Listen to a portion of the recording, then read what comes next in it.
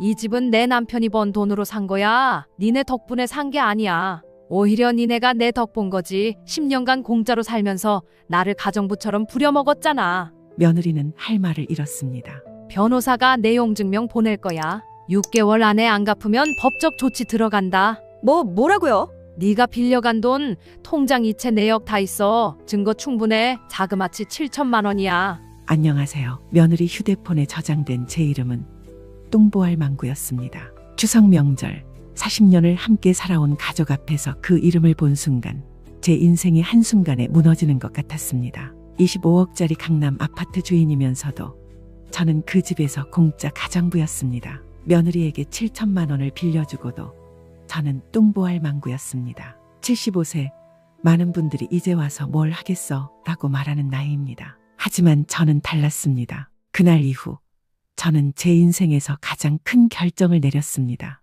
구독과 좋아요 부탁드립니다. 여러분의 작은 응원이 저에게 큰 힘이 됩니다. 제 이름은 김순자, 올해 75입니다. 50년 전 시골 처녀였던 저는 서울로 시집왔습니다. 남편은 성실한 사람이었고 작은 사업을 하던 사람이었습니다. 힘들었던 그 시절 알뜰살뜰 열심히 일에 전념했던 우리는 전 재산을 털어 강남의 작은 아파트를 장만했습니다. 세월이 흐르며 그 집은 25억짜리 아파트가 되었고 저희는 그곳에서 두 아들을 키웠습니다. 30년 전 남편이 세상을 떠난 후 저는 큰아들 민수 가족과 함께 살기 시작했습니다. 남편과 함께 살던 집을 처분하고 큰아들이 살고 있는 집에 합가하게 된 것이었죠. 며느리 유진이 어머님 혼자 계시면 외로우시잖아요. 저희랑 같이 사세요라고 했을 때 저는 정말 고마웠습니다. 추석을 일주일 앞둔 9월의 어느 날 저는 새벽 5시에 일어나 송편을 빚기 시작했습니다. 부엌 창으로 보이는 강남의 아침 풍경은 여전히 낯설었습니다. 40년이 지나도 저는 시골 처녀였나 봅니다. 어머님, 벌써 일어나셨어요? 10시가 넘어서야 며느리 유진이 부엌으로 나왔습니다. 단정하게 차려입은 모습이 언제나 우아했습니다. 송편 빚어야지. 명절이 코앞이네. 어머님 솜씨가 최고예요. 정말 대단하세요. 며느리는 웃으며 칭찬했지만 저는 그녀의 눈빛이 차갑다는 것을 몰랐습니다. 아니, 보지 않으려 했던 것 같습니다. 가족인데 며느리가 절 싫어할 리 없다고 믿었으니까요. 할머니, 무리하지 마세요. 제가 도와드릴게요. 21살 손자 지호만이 진심으로 다가왔습니다. 대학생인 지호는 방학이면 늘 집에서 저와 시간을 보냈습니다. 괜찮다. 지호야, 할매가 하는 게 더 빨라. 할머니가 만든 송편이 제일 맛있어요. 손자의 말에 눈시울이 뜨거워졌습니다. 이 아이만큼은 절 진심으로 대해주는 것 같았습니다. 할머니, 또 송편, 칼로리 폭탄인데 19살 손녀 지민이 부엌을 지나가며 한마디 던졌습니다. 수험생인 지민은 요즘 다이어트에 여념이 없었습니다. 명절 음식인디 조금은 먹어야지. 전 안 먹을 거예요. 살찌니까. 지민은 그렇게 말하고 자기 방으로 들어갔습니다. 며느리가 지민아, 할머니한테 그렇게 말하면 어떡해라고 했지만 그녀의 목소리에는 진심이 없었습니다. 저는 그저 송편을 빚었습니다. 가족을 위해 헌신하는 것이 당연하다고 생각하며 살아왔습니다. 남편이 떠난 후 이 가족이 제 전부였으니까요. 겉으로 보기엔 화목한 가족이었습니다. 하지만 그 평화로운 표면 아래에는 제가 모르는 균열이 자라고 있었습니다. 추석 준비가 본격화되면서 제 하루는 더 바빠졌습니다. 새벽 5시, 알람도 없이 눈이 떠졌습니다. 세수를 하고 부엌으로 향했습니다. 전을 부치고 나무를 묻히고 집안 구석구석을 청소했습니다. 무릎이 쑤시고 허리가 아팠지만 참았습니다. 명절이니까요. 어머님, 저 오늘 친구 만나고 올게요. 며느리 유진은 아침 10시에 일어나 화장을 시작했습니다. 명절 준비 많이 남았는디. 어머님이 하시면 되잖아요. 어머님이 하셔야 맛있어요. 그렇게 말하고 며느리는 지난번에 새로 샀다던 명품 가방을 들고 나갔습니다. 제가 새벽부터 준비한 음식들 옆을 스쳐 지나가면서요. 저녁 무렵 설거지를 하던 중에 거실에서 며느리의 통화 소리가 들렸습니다. 시어머니가 집안일 다 해주니까 편하긴 한데 솔직히 좀. 제 손이 멈췄습니다. 심장이 철렁 내려앉았습니다. 뭐? 너희 시어머니는 안 그래? 아, 부럽다. 우리 시어머니는. 더 이상 듣지 못했습니다. 물소리를 크게 틀어 며느리의 목소리를 지웠습니다. 내가 잘못 들었겠지. 며느리가 그럴 리 없어. 저는 스스로를 합리화했습니다. 며칠 후 시장에 장을 보러 갔습니다. 명절 음식 재료를 사느라 장바구니가 무거웠습니다. 팔이 저리고 어깨가 아팠지만 택시를 타기엔 아까웠습니다. 아파트 입구에서 같은 동 아줌마들과 마주쳤습니다. 아이고, 순자씨, 장 보셨어요? 예, 명절 준비 좀 하려고요. 며느리는 안 도와줘요. 맨날 카페에서 노는 거 봤는데. 순간 얼굴이 화끈거렸습니다. 바빠서 그래요. 직장 다니니까. 무슨 직장? 그 집 며느리 백수잖아요. 저번에 평일 낮에 백화점에서 봤는데. 아줌마들이 수군거렸습니다. 저는 황급히 자리를 떠났습니다. 집에 돌아와 짐을 내려놓는데 손이 부어올랐습니다. 무릎도 시큰거렸습니다. 몸은 예전 같지 않았습니다. 엄마, 좀 쉬세요. 너무 무리하시는 것 같아요. 아들 민수가 걱정스럽게 말했습니다. 괜찮다. 내가 해야 맛있잖아. 그래도 여보, 어머님이 하셔야 우리 친정 식구들도 좋아하잖아요. 어머님 음식 솜씨가 최고인데. 며느리가 끼어들었습니다. 아들은 입을 다물었습니다. 항상 그랬습니다. 아들은 아내와 어머니 사이에서 언제나 아내 편이었습니다. 밤에 잠이 오지 않았습니다. 며느리의 통화 내용이 자꾸 떠올랐습니다. 시어머니가 집안일 다 해주니까 편하긴 한데 그 다음 말은 뭐였을까요? 새벽 3시 저는 거실로 나왔습니다. 물을 마시려다가 소파에 놓인 며느리의 태블릿을 발견했습니다. 화면이 켜져 있었고 카카오톡 알림이 떠 있었습니다. 유진아, 시어머니 덕분에 넌 편하게 사네 크크. 손이 떨렸습니다. 더 보면 안 될 것 같았지만 저는 화면을 터치했습니다. 근데 솔직히 시골 출신이라 무식해서 부리기 편함. 강남 25억 아파트 주인인데 공짜 가정부 크크크. 그니까 우리 엄마가 그러는데 나중엔 다 우리 거래. 저는 태블릿을 내려놓았습니다. 손이 너무 떨려서 제대로 놓지도 못했습니다. 가슴이 답답하고 숨이 막혔습니다. 방으로 돌아와 이불을 뒤집었었지만 잠은 오지 않았습니다. 그날 밤 이후로 저는 며느리를 다른 시선으로 보기 시작했습니다. 그리고 그동안 보이지 않던 것들이 하나둘씩 눈에 들어오기 시작했습니다. 추석 당일 새벽 4시에 눈이 떠졌습니다. 이미 몸은 익숙하게 움직였습니다. 제사상을 차리고 음식을 데우고 집안을 정돈했습니다. 손가락 마디마다 밴드를 붙였습니다. 전을 붙이다 데인 화상 때문이었습니다. 어머님, 벌써 다 준비하셨어요? 10시가 넘어 며느리가 나왔습니다. 풀 메이크업에 한복까지 차려입은 모습이 완벽했습니다. 누가 봐도 효부였습니다. 제사 지낼 준비 다 됐제? 네, 어머님, 고생 많으셨어요. 며느리는 미소 지었습니다. 그 미소가 이제는 가식적으로 보였습니다. 제사를 지내고 온 가족이 모여 식사를 했습니다. 큰아들 가족, 작은아들 민호 가족까지 모두 모였습니다. 엄마, 올해도 음식 최고예요. 작은아들이 엄지를 치켜 세웠습니다. 어머님, 이 잡채 진짜 맛있어요. 작은 며느리도 진심으로 칭찬했습니다. 이 며느리는 달랐습니다. 비록 작은 집이 형편이 어려워 좁은 빌라에 살지만 작은 며느리는 늘 진심으로 저를 대했습니다. 바로 그때였습니다. 며느리 유진이 휴대폰을 부엌에 잠시 두었는데 안 보인다며 찾기 시작했습니다. 아까 제사상을 치우면서 식탁에 음식을 놓으며 사진을 찍는 것 같았는데 어딘가에 가려진 모양이었습니다. 저는 제 휴대폰으로 며느리 휴대폰에 전화를 걸었습니다. 내가 지금 전화 걸고 있으니까 진동 울리면 찾아봐. 제가 전화를 걸자 어디선가 진동 소리가 들렸습니다. 전자레인지 위에서 나는 소리였습니다. 내가 갖다 줄게. 저는 자연스럽게 휴대폰을 집어들었습니다. 그 순간 화면에 떠오른 발신자 이름을 보고 세상이 멈췄습니다. 뚱보할망구. 제 손에서 휴대폰이 떨어질 뻔했습니다. 심장이 쿵쾅거렸습니다. 머리가 하얘졌습니다. 숨을 쉴 수가 없었습니다. 어머님, 며느리가 황급히 달려와 휴대폰을 낚아챘습니다. 하지만 이미 늦었습니다. 저는 그 이름을 똑똑히 봤거든요. 어머님, 그게 아니. 며느리의 얼굴이 하얗게 질렸습니다. 당황한 표정이 역력했습니다. 그게 제 친구가 장난으로. 며느리의 변명이 들렸지만 제 귀에는 아무것도 들리지 않았습니다. 40년, 서울에서 산 50년의 시간이 주마등처럼 스쳐 지나갔습니다. 시골에서 올라와 낯선 도시에서 적응하려 애썼던 날들. 두 아들을 키우며 허리가 휘어지도록 일했던 날들. 남편을 먼저 보내고 외로움을 참으며 살았던 10년. 그리고 이 며느리를 친딸처럼 대하려 노력했던 시간들. 할머니, 손자 지호의 목소리가 들렸지만 저는 반응할 수 없었습니다. 엄마, 진짜 들키지나 말지. 손녀 지민이 며느리에게 핀잔을 주었습니다. 그 말에 더 큰 충격이 왔습니다. 들키지나 말지라는 말은 아이들도 알고 있었다는 뜻이었습니다. 제가 뚱보할망구로 저장되어 있다는 것을 온 가족이 알고 있었다는 뜻이었습니다. 식탁은 순식간에 얼어붙었습니다. 형수님, 이게 무슨... 작은 아들 민호가 며느리의 휴대폰을 보더니 분노에 찬 목소리로 물었습니다. 민호야, 그게 큰아들 민수는 어쩔 줄 몰라 하며 머뭇거렸습니다. 어머니, 괜찮으세요? 작은 며느리가 제 손을 잡았습니다. 따뜻한 손이었습니다. 나 좀 쉬어야겠다. 저는 비틀거리며 일어났습니다. 다리에 힘이 없었습니다. 작은 며느리의 부축을 받아 겨우 제 방까지 걸어갔습니다. 문을 닫고 침대에 주저앉는 순간 눈물이 폭포수처럼 쏟아졌습니다. 뚱보할 망구.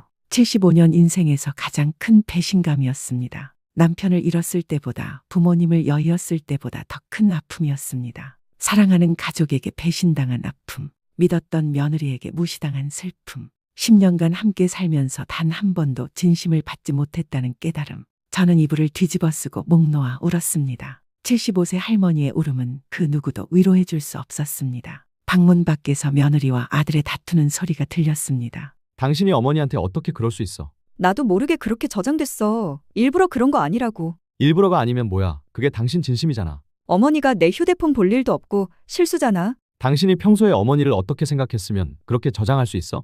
아들의 목소리가 들렸지만 이미 늦었습니다. 며느리를 감싸기만 하던 아들이 이제 와서 화를 내봤자 무슨 소용이 있을까요? 결국 식사 시간은 엉망이 되고 말았습니다. 저는 방에서 한 발자국도 나오지 않았습니다. 어수선한 소리가 들렸고 작은 아들 내외가 집에 가보겠다고 방문을 두드리기까지 했지만 저는 별다른 반응을 하지 않았습니다. 그렇게 밤이 깊어갔습니다. 하지만 저는 잠들 수 없었습니다. 그날 밤 저는 결심했습니다. 더 이상 이곳에서 이 사람들과 함께 살 수 없다고. 그날 밤 이후 저는 잠을 이룰 수 없었습니다. 다음 날 아침 며느리가 제 방문을 두드렸습니다. 어머님, 아침 드세요. 제가 준비했어요. 괜찮다. 입맛이 없어. 어머님, 어제 일은 정말 죄송해요. 제 친구가 장난으로 그렇게 저장해놨는데 제가 미처 못 바꿨어요. 거짓말이었습니다. 제가 본 것은 분명 며느리가 직접 저장한 이름이었습니다. 그래, 알았어. 저는 짧게 대답하고 문을 닫았습니다.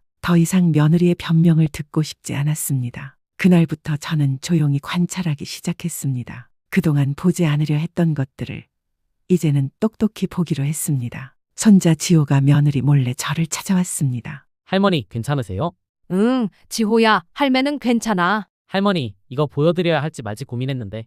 지호는 자신의 휴대폰을 꺼내 며느리의 인스타그램을 보여줬습니다. 화면에는 제가 만든 추석 음식들이 가득했습니다. 송편, 전, 나물, 잡채 모두 제가 새벽부터 밤까지 준비한 음식들이었습니다. 상을 차리면서 사진을 몇 장 찍더니 그 사진을 올린 듯 했습니다. 그런데 캡션이 이랬습니다. 정성껏 준비한 명절 음식 시어머님께서 좋아하실 것 같아요. 효부 명절 음식 정성 손맛. 댓글에는 칭찬이 가득했습니다. 유진 씨 정말 효부시네요. 시어머니가 복 받으셨겠어요. 요리도 잘하시고 시어머니도 잘 모시고 완벽해요. 제 손이 떨렸습니다. 할머니가 만드신 건데 엄마가 자기가 만든 것처럼. 지호의 목소리가 분노로 떨렸습니다. 괜찮아, 지호야. 괜찮지 않아요. 이건 거짓말이잖아요. 저는 지호를 안심시켰지만 마음 한편에서는 분노가 끓어올랐습니다. 며느리는 제 희생을 자신의 공으로 만들고 있었습니다. 며칠 후 저는 제 통장을 확인했습니다. 남편이 남긴 재산과 제 연금으로 모은 예금이 있었습니다. 그런데 통장 내역을 보다가 문득 중간중간 제법 큰 돈이 인출된 기록들이 있었습니다. 하나씩 살펴보며 기억을 되살려보니 지난 5년간 며느리에게 이체한 금액이 7천만 원이었습니다. 어머님, 생활비가 부족해서요. 잠깐만 빌려주세요. 어머님, 지민이 학원비가. 어머님, 이번 달만요. 꼭 갚을게요. 며느리는 늘 그렇게 말했습니다. 그리고 저는 믿었습니다. 가족이니까요. 하지만 단 한 푼도 돌려받지 못했습니다. 저는 작은 아들에게 전화했습니다. 민호야, 너 형수한테 돈 빌려준 적 있니? 아니면 수경이가 빌려줬다던가? 네, 없는데요. 빌려도 제가 빌렸겠죠. 저희 형편 아시잖아요. 그런데 왜요, 엄마? 아니다, 그냥. 혹시나 착하디 착한 작은 아들도 당했을까봐 물어본 것인데 다행히 작은 아들은 무사했습니다. 어느 날 저녁 아들 민수를 조용히 불렀습니다. 민수야, 엄마 할 말이 있어. 네, 엄마 무슨 일이세요? 큰애가 엄마한테 돈을 빌려간 게 5년간 7천만 원이야. 한 푼도 안 갚았어. 아들의 표정이 굳었습니다. 대뜸 아들에게 돈 이야기를 한다는 게 황당했겠지만 그냥 뭐라도 말하고 싶었습니다. 제 신보가 못된 탓인지 이렇게라도 말을 해야 할 것 같았습니다. 그리고 큰애가 자주 쓰는 태블릿을 우연히 봤는데 친구들한테 보낸 카톡도 봤어. 엄마를 시골 출신이라 무식하다. 공짜 가정부라고 했더라. 엄마, 민수야, 엄마가 그렇게 만만해 보이니? 아들은 한참을 망설이다가 입을 열었습니다. 엄마, 유진이도 힘들어요. 애들 키우느라, 집안일 하느라. 집안일은 엄마가 다 하는데 그래도 유진이 나름대로 스트레스가 있을 거예요. 좀 이해해 주세요. 저는 아들을 바라봤습니다. 제가 낳아서 키운 아들, 40년을 온갖 정성을 다해 키운 아들이 아내 편만 들고 있었습니다. 그래, 알았어. 저는 더 이상 아무 말도 하지 않았습니다. 아들에게 기대하는 것 자체가 잘못이었습니다. 결정적 순간은 며칠 후에 왔습니다. 새벽에 화장실을 가려다가 거실에서 며느리의 통화 소리를 들었습니다. 엄마라고 하는 것을 보니 안사돈과 통화를 하는 모양이었습니다. 엄마, 요즘 시어머니가 이상해. 자꾸 통장 확인하고 나한테 차갑게 대해. 야, 혹시 네가 뭔가 들킨 거 아니야? 모르겠어. 근데 걱정돼. 시어머니가 그 집 주인이잖아. 바보야, 그러니까 더 잘해야지. 조금만 참아. 나이가 몇인데 얼마 안 남았어. 그래도 얼마 안 남았다고. 그럼 그 25억짜리 아파트가 다 네 거야. 지금은 공짜 가정부 부려먹는다 생각하고 참아. 알았지? 알았어, 엄마. 저는 그 자리에 얼어붙었습니다. 얼마 안 남았어. 며느리와 안사돈은 제가 하루라도 빨리 죽기를 바라고 있었습니다. 그리고 그때를 위해 지금은 저를 이용하고 있었습니다. 저는 조용히 제 방으로 돌아왔습니다. 하지만 잠들 수 없었습니다. 슬픔이 아니었습니다. 분노였습니다. 새벽 5시, 저는 일어나 거울을 봤습니다. 많은 세월을 견뎌낸 제 얼굴이 보였습니다. 주름진 얼굴, 희끗희끗한 머리카락, 굽은 허리. 하지만 제 눈빛은 달랐습니다. 이제 저는 더 이상 순진한 시골 할머니가 아니었습니다. 며느리가 게임을 시작했다면 저도 게임을 할 수 있었습니다. 그날부터 저는 계획을 세우기 시작했습니다. 그저 가족들 잘 살기만을 바라며 묵묵히 집안일을 해왔던 제가 가족들을 위한 삶이 아니라 제 스스로를 위한 삶을 살아야겠다는 결심과 함께 말입니다. 며느리는 제가 변한 것을 눈치채지 못했습니다. 저는 여전히 새벽에 일어나 집안일을 했고 며느리에게 친절하게 대했습니다. 아무 일도 없었던 것처럼 행동했습니다. 하지만 제 마음속에서는 치밀한 계획이 진행되고 있었습니다. 추석이 지나고 일주일 후 저는 며느리에게 말했습니다. 유진아, 오늘 친구 만나러 나갈란다. 어머님, 어디 가세요? 옛날 친구가 서울 온다고 하네. 점심이나 같이 먹으려고. 아, 네, 천천히 다녀오세요. 며느리는 의심하지 않았습니다. 제가 뭘 할 수 있겠냐는 듯이 무심하게 대답했습니다. 저는 지하철을 타고 강남역으로 갔습니다. 지인이 알려준 변호사 사무실이 그곳에 있었습니다. 강 변호사 사무실입니다. 무엇을 도와드릴까요? 젊은 여직원이 밝게 웃으며 맞이했습니다. 상담 예약했는디 김순자라고 합니다. 아, 네, 잠시만 기다려주세요. 잠시 후 40대 중반쯤 되어 보이는 여성 변호사가 나왔습니다. 안녕하세요. 강미진 변호사입니다. 어서 오세요. 상담실에 앉자 변호사는 따뜻한 차를 건넸습니다. 편하게 말씀하세요. 어떤 일로 오셨나요?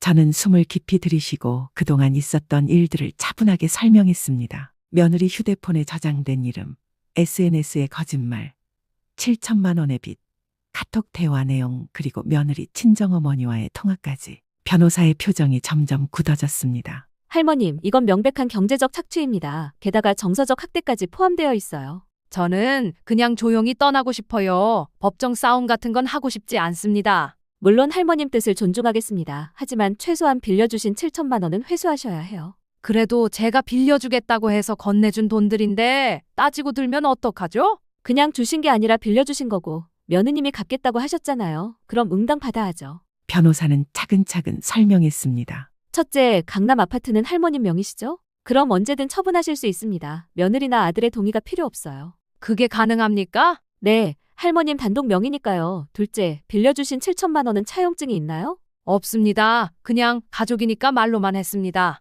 그래도 괜찮습니다. 통장 이체 내역이 있으니 그게 증거가 됩니다. 내용 증명을 보내서 반환 요청을 하고 6개월 안에 갚지 않으면 민사소송을 제기할 수 있어요. 변호사는 잠시 멈췄다가 조심스럽게 물었습니다. 할머님, 실례지만 앞으로 계획이 어떻게 되시나요? 고향으로 돌아가려고 합니다. 경북 울진이 제 고향입니다. 거기 가서 조용히 살고 싶어요. 좋은 선택이십니다. 제 생각엔 이렇게 하시는 게 좋을 것 같아요. 변호사는 메모지에 계획을 적어가며 설명했습니다. 우선 아파트를 조용히 매물로 내놓으세요. 며느님이 눈치채지 못하게 부동산을 잘 조율하시면 될 것 같고요. 그리고 집이 팔리거나 계약금을 받으면 울진에 집을 먼저 구하세요. 마지막에 잔금일 일주일 전에 며느리에게 통보하세요. 그럼 며느님은 무척 당황하실 거예요. 어쩌면 화를 내실 수도 있죠. 하지만 그게 시작이에요. 그리고 이사하신 후에 7천만 원 반환 요청 내용 증명을 보내세요. 며느님이 협박하거나 괴롭히면 즉시 연락 주세요. 저는 고개를 끄덕였습니다. 감사합니다. 변호사님, 큰 도움이 됐습니다. 다음 날 저는 아파트 단지 내 부동산 중개소를 찾아갔습니다. 어서 오세요. 집을 팔고 싶은디요. 아, 네. 어느 동 몇 호세요? 제가 동호수를 말하자 중개인의 눈이 반짝였습니다. 오, 그 집 면적도 넓고 위치도 좋은데요. 매물로 내놓으시려고요. 예, 근디 조용히 좀 했으면 합니다. 아, 가족들 몰래요? 그런 경우 많아요. 걱정 마세요. 중개인은 이해한다는 듯 고개를 끄덕였습니다. 시세가 얼마쯤 됩니까? 요즘 시세로는 25억에서 26억 정도 될 것 같은데요. 금매로 내놓으시면 24억도 가능하고요. 3주 안에 팔 수 있을까요? 3주요? 그 정도면 충분합니다. 이 단지는 수요가 많아서 가격만 적당하면 바로 나갈 거예요. 그럼 25억에 내놓겠습니다. 알겠습니다. 명의가 할머님이시죠? 예, 제 단독 명의입니다. 그럼 가족 동의 없이 진행 가능하세요. 등기부등본 확인하고 바로 매물 올리겠습니다. 중개인은 친절하게 설명했습니다. 한 가지만 여쭤볼게요. 집 보러 오는 사람들은 어떻게 하죠? 아, 그거요. 보통 평일 낮 시간대로 예약 받으면 돼요. 며느리분이 집에 안 계실 때요. 며느리가 궁금해하면요? 아랫집이 매물 나와서 시세 확인차 부동산 사람들이 다녀간다고 하세요. 다들 그렇게 해요. 저는 감탄했습니다. 중개인은 이런 상황에 익숙한 듯했습니다. 알겠습니다. 부탁합니다. 걱정 마세요. 할머님, 조용히 깔끔하게 처리해 드릴게요. 집으로 돌아오는 길, 제 마음은 이상하게 가벼웠습니다. 40년을 살았던 집을 떠난다는 것이 슬프기보다는 해방감이 들었습니다. 일주일 후 저는 며느리에게 말했습니다. 유진아, 내일부터 이틀 정도 고향 친구 만나러 갈란다. 어디요, 어머님? 울진, 내 고향으로 친구가 편찮다고 하네. 아, 네, 조심히 다녀오세요. 며느리는 관심 없다는 듯 대답했습니다. 제가 어디를 가든 신경 쓰지 않는 것 같았습니다. 다음 날 새벽, 저는 동서울 터미널로 향했습니다. 울진까지는 버스로 5시간이 걸렸습니다. 버스 창밖으로 펼쳐지는 풍경을 보며 저는 추억에 잠겼습니다. 50년 전 25살 처녀였던 저는 이 길을 따라 서울로 올라갔었습니다. 시집가는 날이었죠. 그리고 50년 만에 저는 다시 고향으로 돌아가고 있었습니다.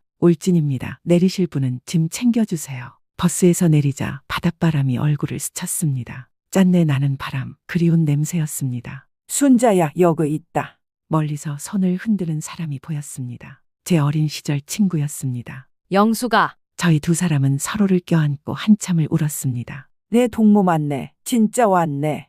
영수가, 나 집 내놓고 여기서 살집 알아보러 왔다. 그래, 잘 왔어. 잘 왔어. 영숙의 집은 바닷가 근처 한옥이었습니다. 작지만 아담하고 따뜻했습니다. 앉아라. 내가 밥 차려줄게. 영숙이 차린 밥상은 소박했지만 정갈했습니다. 된장찌개, 김치, 나물 몇 가지. 하지만 서울에서 먹던 어떤 음식보다 맛있었습니다. 영수가, 나 사실은? 저는 영숙에게 모든 이야기를 털어놓았습니다. 며느리의 배신, 7천만 원의 빚, 뚱보할 망구라는 이름까지. 영숙의 얼굴이 불그락푸르락 변했습니다. 그게 무슨 자식이고 며느리요? 아니, 사람이 그럴 수가 있나? 그래서 나 서울 떠나려고 울진에 와서 살고 싶어. 잘 생각했어. 우리 울진 와서 살아. 여기가 얼마나 좋은디. 영숙은 제 손을 꽉 잡았습니다. 마침 우리 동네에 집 하나 나온다고 하더라. 바닷가 보이는 한옥인디. 주인이 요양원 가면서 파는 거래. 한번 보러 갈래? 그래, 가보자. 다음 날 영숙과 함께 그 집을 보러 갔습니다. 바닷가에서 200m 떨어진 곳에 위치한 작은 한옥이었습니다. 마당에는 감나무가 있었고 거실 창문으로는 푸른 바다가 보였습니다. 어떠냐? 괜찮지? 영수가, 너무 좋다. 저는 바다를 바라보며 눈물을 흘렸습니다. 50년간 서울에서 빌딩 숲에 갇혀 살았던 제가 이제야 진짜 하늘과 바다를 볼 수 있을 것 같았습니다. 주인이 얼마 받는다고 하니? 5억이래. 울진치고는 비싼 편인디. 위치가 좋고 집이 깨끗해서 그래. 5억이면 괜찮네. 서울 아파트 25억의 20%였습니다. 충분히 살 수 있었습니다. 그럼 계약할래? 내가 주인한테 연락해 볼게. 응, 해줘. 그날 저녁 집주인을 만나 계약금 5천만 원을 입금했습니다. 잔금은 한 달 후에 치르기로 했습니다. 할매, 잘 쓰이소. 나는 요양원 가야 하는디. 이 집에서 행복하게 사는 사람 보니까 기분이 좋네요. 집주인 할아버지는 흐뭇하게 웃으며 악수를 청했습니다. 감사합니다. 이 집 소중히 쓸게요. 울진에서의 이틀은 꿈만 같았습니다. 영숙과 함께 바닷가를 산책하고 옛 친구들을 만나고 시장에서 장을 봤습니다. 모두가 반갑게 맞이했습니다. 순자 맞제, 아이고 50년 만이네. 서울서 잘 살다 왔제. 이제 고향 오니까 좋제? 저는 고개를 끄덕였습니다. 정말 좋았습니다. 서울로 돌아가는 버스 안에서 저는 울진의 풍경을 뒤돌아봤습니다. 조금만 기다려. 내가 곧 돌아올게. 서울에 돌아온 다음 날 저는 작은 아들 민호에게 전화했습니다. 민호야, 시간 있니? 엄마가 할 얘기가 있어. 네, 엄마 어디서 만날까요? 너희 집 근처 카페로 갈게. 작은 아들의 집은 강북의 작은 빌라였습니다. 큰 아들보다 경제적으로 여유롭지 못했지만 작은 아들 부부는 언제나 성실하고 따뜻했습니다.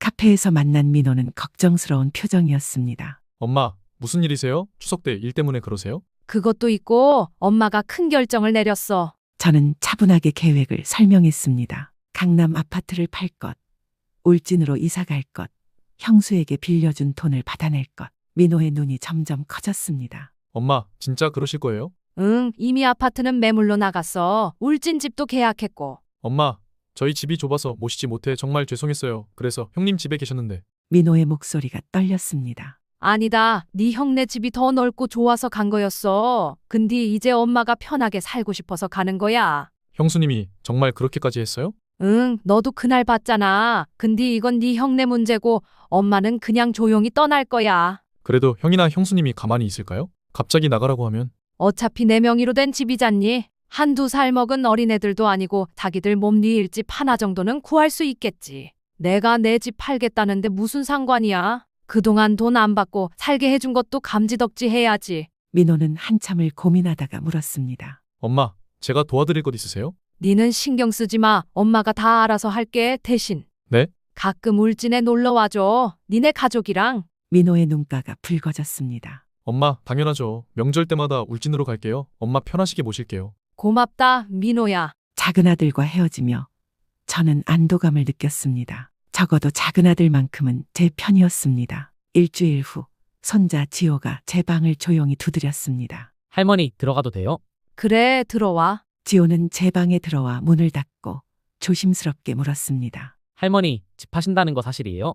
네가 어떻게 알았어? 부동산 아저씨가 이번 주에 2번이나 오셨어요. 엄마는 몰랐는데 저는 봤어요. 지호는 영리한 아이였습니다. 그래, 사실이야. 할머니 어디 가시려고요? 울진 할매 고향으로 갈 거야. 지호의 눈에 눈물이 고였습니다. 할머니 때문에 그런 거죠? 엄마가 할머니한테 너무 심하게 해서.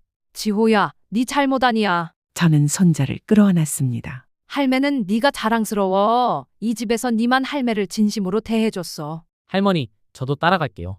안 돼. 넌 대학교 다녀야지. 방학 때 찾아뵐게요. 꼭요.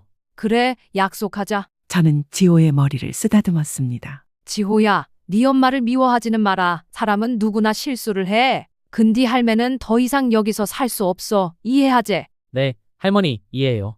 할매가 울진 가서도 유튜브 할 거야. 네가 가르쳐준 대로. 그럼 지호가 보고 싶을 때 영상 보면 되제? 할머니 정말요? 유튜브 하실 거예요? 응, 할매 요리 가르쳐주는 거 네가 찍어준다고 했제? 해보고 싶은 거 다 해봐야제. 지호는 환하게 웃었습니다. 네, 방학 때 울진 가서 할머니 영상 찍어드릴게요.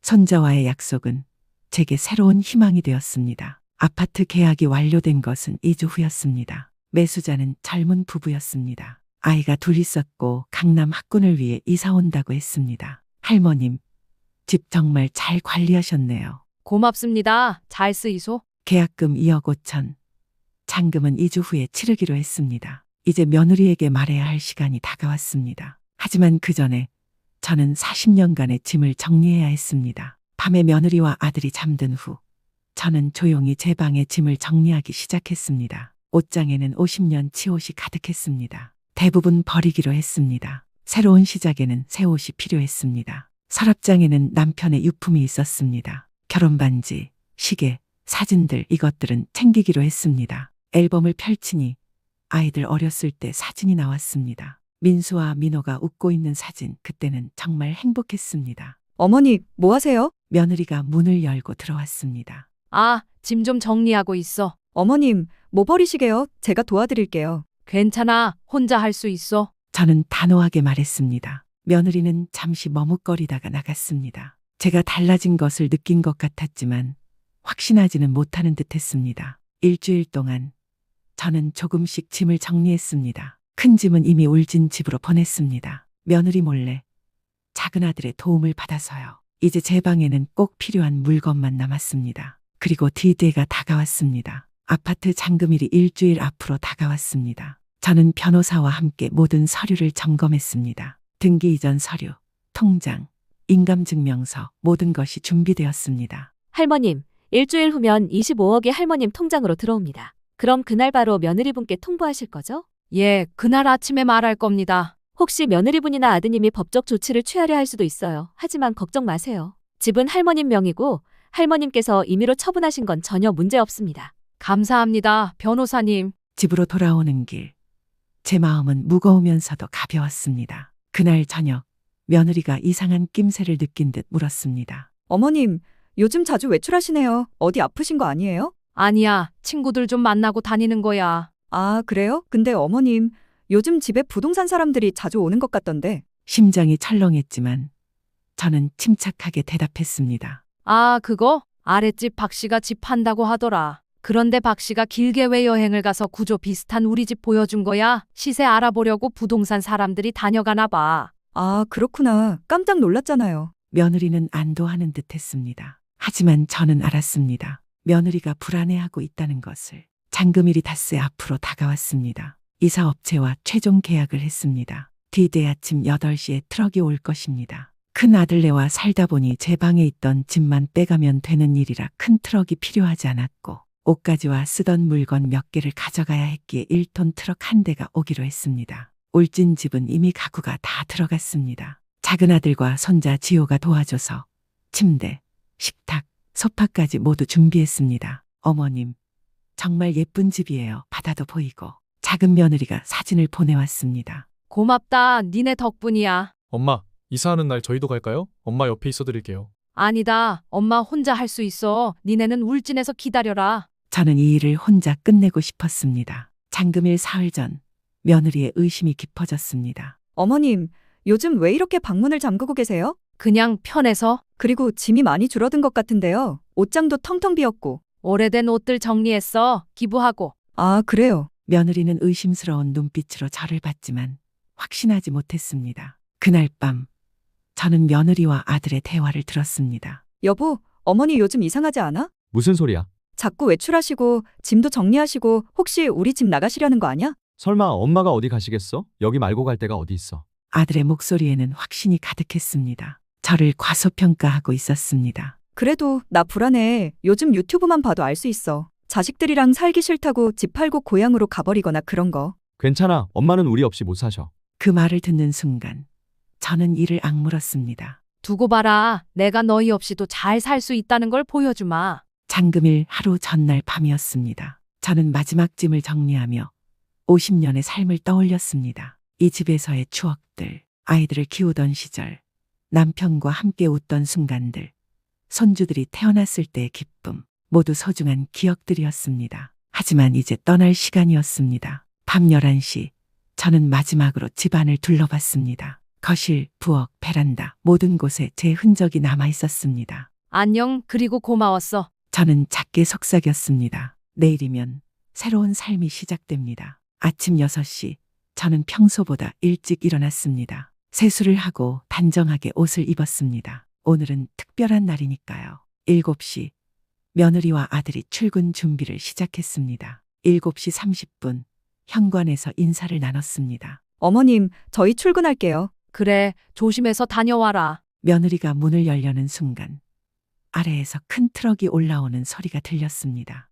저 트럭 뭐지? 며느리가 창문으로 내다봤습니다. 이사 트럭이 아파트 앞에 멈춰 섰습니다. 어머님, 저 트럭이 우리 집 앞에 섰는데요. 저희 라인에 누가 이사 가나 봐요. 며느리의 목소리가 떨렸습니다. 저는 침착하게 말했습니다. 내가 이사 가는 거야. 네? 어머님, 무슨 말씀을? 네 휴대폰에 저장된 내 이름 봤다. 뚱보할 망구. 며느리의 얼굴이 새하얗게 질렸습니다. 아들 민수가 황급히 끼어들었습니다. 엄마, 그게 오해예요. 오해 아니다. 저는 차분하지만 단호하게 말했습니다. 나 다 봤어. 내 친구들한테 보낸 카톡. 시골 출신이라 무식해서 부리기 편하다. SNS에 내가 만든 음식 네가 만든 것처럼 올린 것. 나한테 빌려간 7천만 원 한 푼도 안 갚은 것. 네 친정어머니한테 조금만 참으면 다 내 거라고 한 것 다 알아. 며느리는 말문이 막혔습니다. 그리고 이 집 저는 침착하게 말을 이어갔습니다. 내 이름으로 된 거 알제? 팔았다. 25억에 새 주인이 오늘 잔금 치르고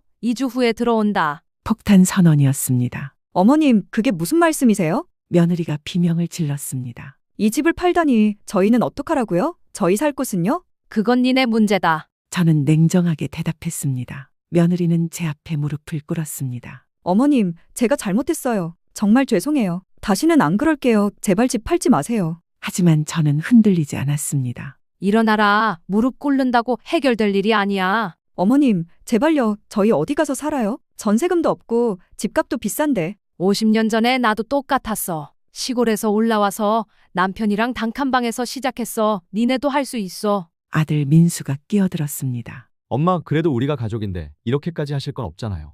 저는 아들을 바라봤습니다. 실망감이 가득한 눈빛으로. 민수야, 넌 내 아들이 맞나? 큰애가 5년간 나를 어떻게 대했는지 알면서도 넌 한 번도 내 편을 들어준 적이 없어. 그게 가족이냐? 엄마, 넌 늘 네 아내 편만 들었어. 내가 힘들어도 내가 아파도 넌 엄마, 유진이도 힘들어요라고만 했지. 그게 아들이냐? 민수는 고개를 숙였습니다. 할 말이 없었습니다. 며느리는 계속 애원했습니다. 어머님, 그래도 손주들 생각하세요. 지민이는 수험생이에요. 지호는 대학생이고요. 애들 인생은요. 갑자기 집을 팔았다고 하시면 저희는 길거리에 나앉으라는 말씀이세요? 제발 이성적으로 생각하세요. 네? 그 순간 손자 지호가 방에서 나왔습니다. 엄마, 그만해. 지호의 목소리는 차가웠습니다. 할머니 붙잡지 마.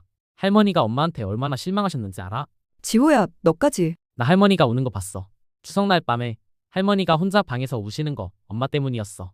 지호는 눈물을 흘리며 할머니께 다가왔습니다. 할머니, 그동안 감사했어요. 방학 때 울진 꼭 찾아뵐게요. 저는 손자를 껴안았습니다. 고맙다. 지호야, 할매가 맛있는 거 해줄게. 할머니, 사랑해요. 나도 사랑한다. 이별의 순간이었습니다. 며느리는 애원하다가 제가 전혀 흔들리지 않자 갑자기 본색을 드러냈습니다. 좋아요. 그럼 가세요. 며느리의 목소리가 갑자기 높아졌습니다. 근데 어머님도 우리 덕 많이 봤잖아요. 누가 어머님 같은 시골 할머니를 모셔줘요? 나이도 있는데 우리 아니었으면 어머님 요양원 갔을 거예요. 저는 허탈하게 웃었습니다. 그래, 네 속마음이 그거였구나. 니는 나를 모셔준 게 아니라 내 집에 얹혀 산 거지. 뭐라고요? 그리고 시골 할머니라고 나 울진 토박이 맞다. 그래서 뭐가 어때? 니는 강남 토박이라고 잘난 척했지만 정작 네 친정은 전세 사는 거 내가 다 알아. 네 친정어머니가 조금만 참으면 25억 다 내 거라고 한 것도 다 들었어. 며느리의 얼굴이 붉어졌습니다. 그건? 이 집은 내 남편이 번 돈으로 산 거야. 니네 덕분에 산 게 아니야. 오히려 니네가 내 덕 본 거지. 10년간 공짜로 살면서 나를 가정부처럼 부려먹었잖아. 며느리는 할 말을 잃었습니다. 변호사가 내용 증명 보낼 거야. 6개월 안에 안 갚으면 법적 조치 들어간다. 뭐라고요? 네가 빌려간 돈 통장 이체 내역 다 있어. 증거 충분해. 자그마치 7천만 원이야. 며느리의 얼굴이 창백해졌습니다. 이사업체 직원들이 집 안으로 들어오기 시작했습니다. 할머님, 짐 싣기 시작할게요. 예, 부탁합니다. 직원들이 제 방에 짐을 나르기 시작했습니다. 며느리는 믿을 수 없다는 표정으로 그 광경을 지켜봤습니다. 어머님, 정말 가시는 거예요? 그래, 나는 고향 울진으로 간다. 바다 보면서 친구들이랑 조용히 살 거야. 어머님, 정말 너무하세요. 저희를 거리에 내쫓으시는 거예요? 저는 며느리를 똑바로 바라봤습니다. 내가 니네한테 당한 것보다는 덜해. 나는 니네한테 10년간 무료 가정부였어. 새벽 5시부터 밤 11시까지 일했지. 그리고 내 돈 7천만 원 빌려줬고 근데 니네는 나를 뚱보할 망구라고 불렀어. 그게 더하지? 내가 더한가? 며느리는 할 말을 잃고 주저앉았습니다. 니네는 2주 안에 이 집에서 나가야 한다. 그게 싫으면 새 주인한테 부탁해봐라. 어머님. 나는 니를 용서했어. 근데 용서와 화해는 다른 거야. 나는 이제 니네랑 살 수 없어. 짐이 모두 트럭에 실렸습니다. 50년의 삶이 몇 개의 박스로 정리되었습니다. 손녀 지민이 학교 가려다가 상황을 보고 놀라서 달려왔습니다. 할머니, 어디 가세요? 지민아, 할매는 이제 가야 한다. 왜요? 엄마가 뭐 잘못했어요? 넌 몰라도 돼. 넌 엄마 닮지 말고 착하게 살아라. 사람을 함부로 대하지 마라. 지민은 눈물을 흘렸습니다. 어머니의 행태가 잘못되었다는 것을 이제야 깨닫는 것 같았습니다. 작은 아들 민호가 차를 몰고 도착했습니다. 엄마, 제가 모시고 갈게요. 고맙다, 민호야. 저는 마지막으로 큰아들을 봤습니다. 민수야, 넌 아직 젊어. 다시 시작할 수 있어. 근디 명심해라. 내 아내가 잘못된 길로 가면 넌 말려야 혀. 그게 남편이고 아빠야. 나를 지키지 못한 넌 나중에 후회할 거야. 민수는 눈물을 흘렸습니다. 너무 늦은 후회였습니다. 엄마, 죄송해요. 미안하다는 말보다 앞으로 잘 살아라. 그게 엄마한테 효도하는 거야. 저는 민호가 운전하는 차에 탔습니다. 손자 지호가 차 뒤를 따라왔습니다. 할머니, 사랑해요. 정말 사랑해요. 꼭 찾아뵐게요. 그래, 우리 지호 할매도 사랑한다. 건강하게 잘 지내라. 차가 출발했습니다. 백미러로 보이는 아파트가 점점 멀어졌습니다. 며느리는 아파트 앞에 주저앉아 울고 있었고 아들은 멍하니 서 있었습니다. 50년의 서울 생활이 끝나는 순간이었습니다. 엄마, 괜찮으세요? 민호가 걱정스럽게 물었습니다. 저는 고개를 끄덕였습니다. 응, 엄마는 괜찮아. 오히려 시원해. 정말이었습니다. 가슴이 뚫린 것처럼 시원했습니다. 차는 고속도로로 접어들었습니다. 서울이 점점 멀어지고 울진이 가까워졌습니다. 새로운 삶이 시작되는 것입니다. 5시간의 여정 끝에 저는 울진에 도착했습니다. 바다가 보이는 작은 한옥 앞에서 친구 영숙이 기다리고 있었습니다. 순자야, 잘 왔어. 잘 왔어. 영숙은 저를 껴안고 눈물을 흘렸습니다. 영수가 나 집 왔다. 그래, 집 왔어. 이제 편히 쉬어.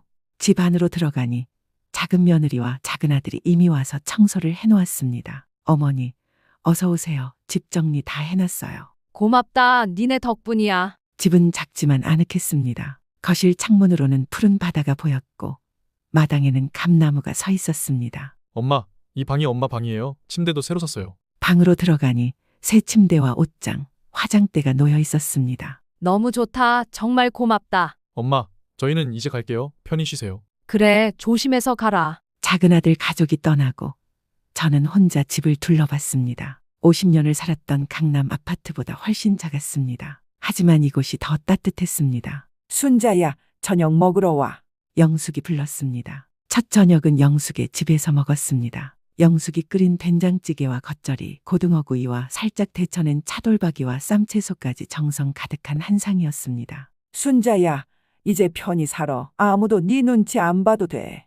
그래, 고맙다. 영수가. 두 할머니는 밤늦도록 이야기를 나눴습니다. 첫날 밤 낯선 집에서 잠을 청했지만 잠이 오지 않았습니다. 창문을 열자 파도 소리가 들렸습니다. 나 진짜 잘한 거겠지. 잠깐 불안했지만 곧 마음이 편해졌습니다. 잘한 거야. 나를 위한 선택이었어. 다음 날 아침 저는 새벽에 눈을 떴습니다. 하지만 일어나서 무엇을 해야 할지 몰랐습니다. 서울에서는 새벽부터 집안일을 시작했지만 이곳에서는 할 일이 없었습니다. 뭘 하지? 저는 집 앞 바닷가로 산책을 나갔습니다. 새벽 바다는 고요했습니다. 파도가 밀려왔다 밀려가고 갈매기가 울었습니다. 아, 이게 삶이구나. 저는 그제서야 깨달았습니다. 저는 지금까지 제 삶을 살아본 적이 없었습니다. 누군가의 아내로, 누군가의 어머니로, 누군가의 시어머니로만 살았습니다. 하지만 이제는 달랐습니다. 이제는 김순자로 살 수 있었습니다. 산책을 마치고 돌아오니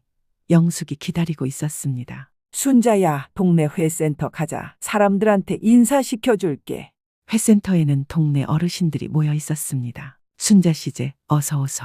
50년 만에 고향 온 거 맞지? 잘 왔어. 여기서 편히 살아. 모두가 반갑게 맞이했습니다. 서울에서는 10년을 살아도 이웃을 몰랐는데 이곳에서는 하루 만에 친구가 생겼습니다. 순자 씨, 요리 잘한다며? 다음 주에 회센터에서 요리 교실 하는디 와서 가르쳐 줄 수 있어? 아, 예, 제가 할 수 있는 게 별로 없는디. 무슨 소리여? 영숙이가 네 요리 솜씨 자랑 엄청 했어. 저는 웃었습니다. 며느리에게는 인정받지 못했던 재능이 이곳에서는 환영받았습니다. 한 달이 지나자 저는 완전히 새로운 사람이 되었습니다. 매일 아침 6시에 일어나 바닷가를 산책했습니다.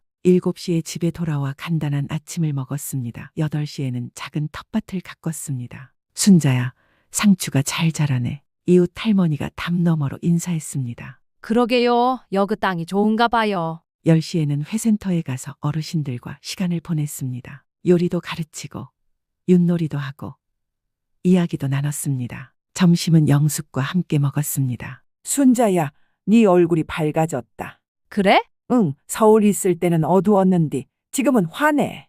정말이었습니다. 거울을 보니 제 얼굴이 달라져 있었습니다. 오후에는 책을 읽거나 드라마를 보거나 그냥 멍하니 바다를 바라봤습니다. 서울에서는 한시도 쉴 수 없었는데 이곳에서는 하루 종일 쉬어도 죄책감이 들지 않았습니다. 저녁에는 동네 친구들과 저녁을 먹거나 혼자 소박하게 먹었습니다. 밤에는 손자 지호와 영상통화를 했습니다. 할머니, 잘 지내세요? 응, 지호야, 할매는 너무 좋아. 할머니, 다음 달 방학 때 갈게요. 할머니, 요리 영상 찍어드릴게요. 그래, 기다릴게. 석 달이 지난 어느 날 작은 아들에게서 전화가 왔습니다. 어머니, 형님이 회사에서 해고됐대요. 그래서 구조조정이래요. 요즘 경기가 안 좋아서. 그건 민수가 해결할 일이야. 그리고 형님이랑 형수님이 이혼 얘기 나온대요. 저는 잠시 침묵했습니다. 형수님이 전세금도 없다고 난리래요. 형님은 일자리 찾느라 힘들어하고. 그건 네 형이 감당해야 할 일이야. 어머니한테 빌려간 7천만 원 때문에 더 싸운대요. 변호사 내용 증명 받고 나서. 당연히 갚아야지. 빌린 돈인디. 네, 근데 형수님이 어머니 원망한대요. 저는 씁쓸하게 웃었습니다. 내가 뭘 잘못했는디? 내 돈 돌려달라고 한 게 잘못이냐? 아니에요. 어머니는 잘못 없으세요. 며칠 후 손자 지호에게서도 전화가 왔습니다. 할머니, 집이 난리예요. 무슨 일이요? 지호야? 엄마는 매일 아빠한테 할머니 집 팔아서 뭐 했냐고 소리 지르고 아빠는 일자리 찾느라 힘들어하고 저는 중간에서. 지호야, 그건 부모님이 해결할 일이야. 넌 네 공부만 열심히 해. 할머니, 엄마가 할머니 찾아가서 빌면 용서해 주시겠어요? 저는 단호하게 대답했습니다. 아니다. 나는 네 엄마를 용서했어. 근데 용서와 화해는 다른 거야. 나는 네 엄마랑 다시 같이 살 수 없어. 네, 할머니. 지호야, 할매는 여기서 행복해. 네 엄마는 자기 인생 자기가 책임져야 혀. 전화를 끊고 나서 영숙이 물었습니다. 며느리 소식? 응, 아들이랑 이혼한대. 자업자득이제 착한 사람 괴롭히면 복 나가는 거야. 저는 복잡한 심경이었습니다. 며느리가 고생한다는 소식이 안쓰럽기도 했지만 동시에 당연한 결과라는 생각도 들었습니다. 6달이 지나자 저는 완전히 동네 사람이 되었습니다. 회센터 요리교실은 대성공이었습니다. 순자 씨, 이송편 비법 좀 알려주소.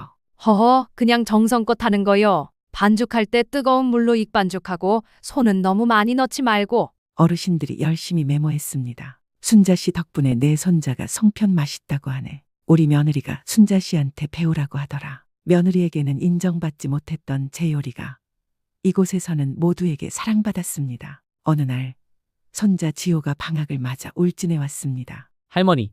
아이고, 우리 지호. 지호는 카메라 장비를 잔뜩 들고 왔습니다. 할머니, 약속대로 할머니 요리 영상 찍으러 왔어요. 그래? 근데 누가 보겠어? 할머니, 요즘은 유튜브 시대예요. 할머니 요리 솜씨면 대박 날 거예요. 그렇게 시작된 것이 할매의 부엌 유튜브 채널이었습니다. 첫 영상은 송편 만들기였습니다. 안녕하세요. 울진에 사는 김순자 할매입니다. 오늘은 송편 만드는 법을 알려드릴게요. 지호가 전문가처럼 영상을 찍었습니다. 할머니, 자연스럽게 하세요. 평소처럼요. 저는 평소처럼 송편을 빚었습니다. 반죽하는 법, 소 만드는 법, 예쁘게 빚는 법까지 차근차근 설명했습니다. 자, 이렇게 하면 송편 완성입니다. 쪄서 참기름 살짝 발라주면 돼요. 영상을 올린 지 일주일 후 지호가 흥분해서 전화했습니다. 할머니, 조회수가 10만이 넘었어요. 그게 많은 거냐? 엄청 많은 거예요. 댓글 좀 보세요. 댓글을 읽어주는 지호의 목소리가 들렸습니다. 이런 분이 진짜 국보시네요. 우리 할머니 생각나요. 이게 진짜 레시피예요. 정성이 느껴져요. 며느리가 못 알아본 게 바보죠. 마지막 댓글을 듣는 순간 저는 묘한 감정이 들었습니다. 며느리에게는 인정받지 못했던 제 재능이 대한민국 전체에게 인정받고 있었습니다. 이것이 진짜 사이다였습니다. 1년 후 추석이 다가왔습니다. 작은 아들 가족과 손자 지호가 울진으로 왔습니다. 어머니, 왔어요. 아이고, 잘 왔다. 이번에는 혼자 준비하지 않았습니다. 영숙과 동네 친구들이 함께 도와줬습니다. 순자야, 저는 내가 부칠게. 김씨 할매, 나물은 내가 무칠게. 마을 잔치처럼 다 함께 준비했습니다. 1년 전 혼자 새벽부터 고생했던 것과는 천지 차이였습니다. 어머니, 진짜 행복해 보이세요. 작은 며느리가 웃으며 말했습니다. 그래, 엄마는 정말 행복해. 제사를 지내고 다 함께 식사를 했습니다. 작은 아들 가족, 손자 지호, 영숙, 동네 친구들까지. 할머니, 이 잡채 진짜 최고예요. 이전에도 맛있었지만 지금이 훨씬 맛있어요. 모두가 행복하게 웃었습니다. 바로 그때 초인종이 울렸습니다. 누구요? 문을 열자 예상치 못한 사람이 서 있었습니다. 전 며느리 유진이었습니다. 유진은 1년 전과는 완전히 달라져 있었습니다. 명품 가방 대신 낡은 크로스백을 메고 화려한 옷 대신 평범한 청바지를 입고 있었습니다. 화장기 없는 얼굴은 초췌했습니다. 어머님, 왜 왔어? 저는 차갑게 물었습니다. 어머님께 사과하러 왔어요. 제가 정말 잘못했어요. 유진은 무릎을 꿇으려 했습니다. 일어나. 무릎 꿇는다고 해결될 일이 아니야. 그리고 여기는 내 집이야. 무릎 꿇지 마. 어머님, 제발 저 좀 용서해 주세요. 유진의 목소리가 떨렸습니다. 용서는 이미 했어. 근데 그게 뭐? 제가 얼마나 큰 실수를 했는지 이제 알겠어요. 민수랑 이혼하고 친정집에 얹혀 사니까 그래서? 친정엄마가 저한테 똑같이 해요. 공짜로 먹고 사는 주제에 너 때문에 우리 집안이 쪽팔려. 그제서야 제가 어머님께 얼마나 큰 상처를 드렸는지. 저는 팔짱을 꼈습니다. 네 친정어머니한테 당해봐야 내 마음을 알았구나. 어머님, 정말 죄송해요. 하지만 저는 흔들리지 않았습니다. 유진아, 나는 네가 고생하는 거 안쓰럽다. 근데 그게 내 책임은 아니야. 니는 네 선택의 결과를 사는 거야. 어머님, 나를 뚱보할망구라고 부르고 내 돈 7천만 원 떼먹고 내 요리를 네가 한 것처럼 SNS에 올릴 때 니는 이 날이 올 줄 몰랐지. 유진은 고개를 숙였습니다. 나는 니를 용서했어. 근데 용서와 화해는 다른 거야. 나는 니랑 다시 가족 못해. 미안하지만 그냥 남남으로 살자. 영숙이 나와서 말했습니다. 며느님, 이제 가보소. 여기는 순자 집이고 오늘은 순자 가족들 오는 날이요. 유진은 비틀거리며 일어났습니다. 7천만 원은 갚겠습니다. 조금씩이라도. 그래, 그건 네 의무야. 유진은 눈물을 흘리며 돌아섰습니다. 어머님, 행복하세요. 니도 잘 살아. 유진이 떠나고 저는 다시 집 안으로 들어갔습니다. 손자 지호가 할머니를 껴안았습니다. 할머니, 괜찮으세요? 응, 할매는 괜찮아. 나는 네가 더 걱정이지. 정말 괜찮았습니다. 며느리를 보고도 더 이상 마음이 흔들리지 않았습니다. 진짜 가족과 가짜 가족이 명확히 구분되는 순간이었습니다. 2년이 지난 지금 저는 울진에서 완벽하게 정착했습니다. 할매의 부엌 유튜브 채널은 구독자 30만 명을 돌파했습니다. 할머니, 오늘 영상 조회수 50만 넘었어요. 지호가 흥분해서 전화했습니다. 그래, 고맙다. 우리 지호. 광고 수익만으로도 한 달에 300만 원이 넘었습니다. 할매가 돈을 벌어 동네 사람들이 신기해했습니다. 하지만 저는 그 돈을 혼자 쓰지 않았습니다. 회센터에 에어컨 하나 달아드리고 싶은디요. 순자 씨, 그게 얼마인디? 괜찮아요. 제가 유튜브로 번 돈이요. 나눠 쓰는 게 좋지. 동네 독거노인들께 반찬도 돌렸습니다. 할매, 이게 뭐요? 그냥 제가 해봤는디 드셔보세요. 며느리에게 ATM 취급받던 할머니가 이제는 스스로 돈을 벌고 남을 돕고 있었습니다. 아들 민수는 2년 만에 재취업했습니다. 그리고 재혼했습니다. 새아내는 평범한 직장인으로 겸손하고 따뜻한 사람이었습니다. 어머님, 저희가 울진 가서 인사드려도 될까요? 민수가 전화로 물었습니다. 그래, 와라. 며느리도 데려와. 명절에 민수가 새아내와 함께 왔습니다. 어머님, 처음 뵙겠습니다. 말씀 많이 들었어요. 새 며느리는 정중하게 90도로 인사했습니다. 그래, 잘 왔다. 우리 민수 잘 부탁한다. 네, 어머님, 저 어머님께 약속드릴게요. 제가 며느리로서 어머님을 잘 모시지 못해도 절대 무시하거나 함부로 대하지 않을게요. 그 말에 저는 고개를 끄덕였습니다. 고맙다. 그 마음이면 충분해. 저녁 식사 후 민수가 저를 조용히 불렀습니다. 엄마, 유진이가 울진까지 찾아왔었죠. 그래, 니는 어떻게 알았어? 지호한테 들었어요. 엄마, 유진이를 안 받아주셔서 감사해요. 저는 놀랐습니다. 네가 그런 말을 하다니. 엄마, 저 이제 알았어요. 가족은 피가 아니라 마음이라는 걸요. 잘 깨달았구나. 엄마, 늦었지만 정말 죄송해요. 그리고 감사해요. 엄마 덕분에 저도 새 삶을 살게 됐어요. 저는 아들의 손을 잡았습니다. 잘 살아. 그게 엄마한테 효도하는 거야. 어느 날 저는 유튜브에 특별한 영상을 올렸습니다. 안녕하세요. 할매의 부엌 김순자입니다. 오늘은 요리가 아닌 제 이야기를 해볼까 합니다.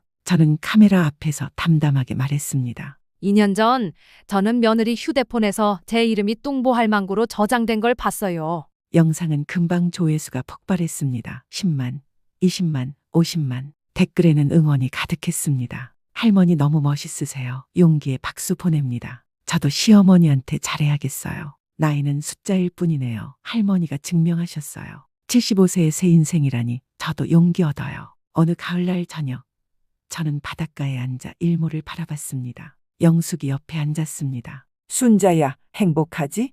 응, 진짜 행복해. 2년 전 그날 네가 그 이름 안 봤으면 어땠을까?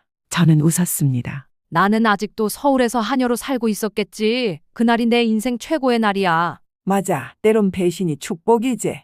두 할머니는 석양을 바라봤습니다. 붉게 물든 하늘, 금빛으로 반짝이는 바다, 시원한 바닷바람. 저는 이 모든 것이 감사했습니다. 며느리의 배신이 없었다면 저는 이 행복을 몰랐을 것입니다. 휴대폰이 울렸습니다. 손자 지호였습니다. 할머니, 다음 주 울진 갈게요. 할머니 생신이잖아요. 그래, 기다릴게. 전화를 끊고 저는 다시 바다를 바라봤습니다. 많은 사람들이 인생의 끝이라고 생각하는 나이. 하지만 저에게는 진짜 시작이었습니다. 저는 이렇게 말하고 싶습니다. 인생은 나이로 결정되지 않아요. 내가 나를 사랑하고 나를 위해 선택하는 순간 진짜 인생이 시작되는 거예요. 60살이든 70살이든 언제 시작해도 늦지 않아요. 아니, 오히려 그때이기 때문에 더 소중한 거예요. 남은 시간이 적다는 걸 알기에 더 이상 낭비하지 않게 되니까요. 여러분도 용기 내세요. 나이가 많아서 경제력이 없어서 가족 때문에 라는 핑계로 불행을 참지 마세요. 당신의 행복은 당신이 선택하는 겁니다. 저 김순자가 증명했습니다. 분명 새로운 삶을 시작할 수 있다고요. 여러분도 할 수 있어요. 지금 당장 용기를 내세요. 할매의 부엌 김순자였습니다. 감사합니다.